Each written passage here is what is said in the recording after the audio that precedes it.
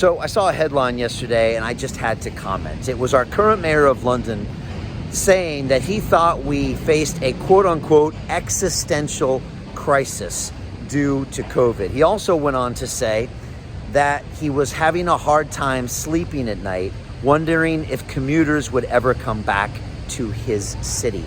And on the same note, he pleaded with the government not to go back to the old curfew system if and when we come out of lockdown. Now, let me just frame this for you.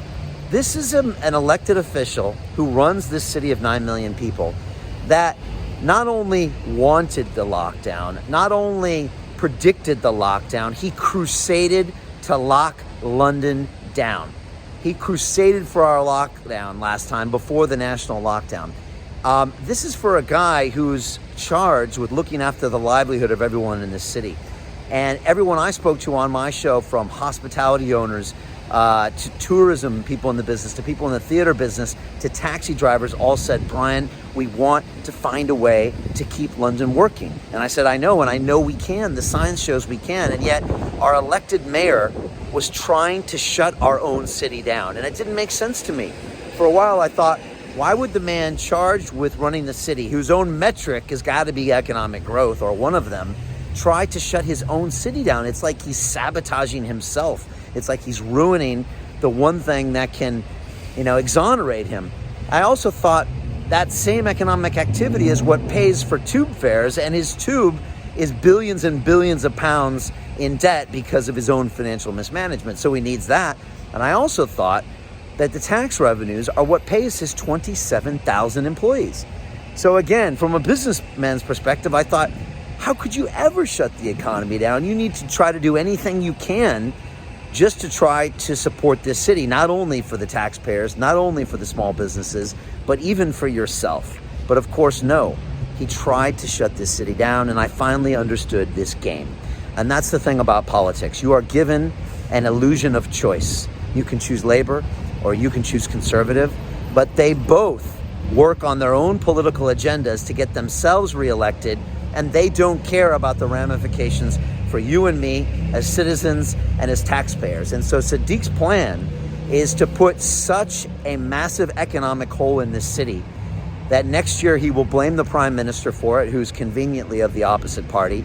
He'll ask the national government for more billions and billions of pounds in bailouts, and he's already asked for a lot of money. And I detailed this on my episode on London Real on Friday, all about the massive TfL budget deficit and the other 30 billion pounds he's asking for subsidized housing, which he never built, and all sorts of other political issues which he wants. And he'll go next year and say, it was Boris Johnson. It's not my fault. I tried my best. I told everyone to lock down earlier. Please bail me out and please reelect me. And for me, this is not a strategy that works. This is not a strategy in the interests of you or me as citizens. And I'm tired of this duplicitous lying by our current mayor, who on one hand crusades and campaigns for a lockdown, and on the other hand throws his hands up and says he can't sleep at night because of the lockdown. And oh, by the way, please ease the curfew, when you were the one trying to close the hospitality sector down in the first place. And so the more I learn about the political machine, the more it makes me sick, and the more I don't want to be a part of it. What I want to do is come in and I want to fix things. I want to clean house. I want to make science-based decisions. I want a proportionate response to this virus. I want to show leadership. This mayor could have simply found a way to get this city back to work. And you say, how, Brian? Well, he could have sat down with the 25 global banks in the city of London and said, what's it going to take to get 20% of your workforce back here safely? You're younger, more safer workers. How can we get them in here? How can we find ways to keep hospitality venues open? They're only responsible for 3% of COVID transmissions. How can we find a way? How can we find a way to keep gyms open, responsible for less than 2% of COVID transactions? How can we open up the theaters? John Morgan from the Theaters Trust in my studio told me exactly how to open up these theaters, which would supercharge tourism here in London, even from the rest of the UK, regardless of international. There were solutions.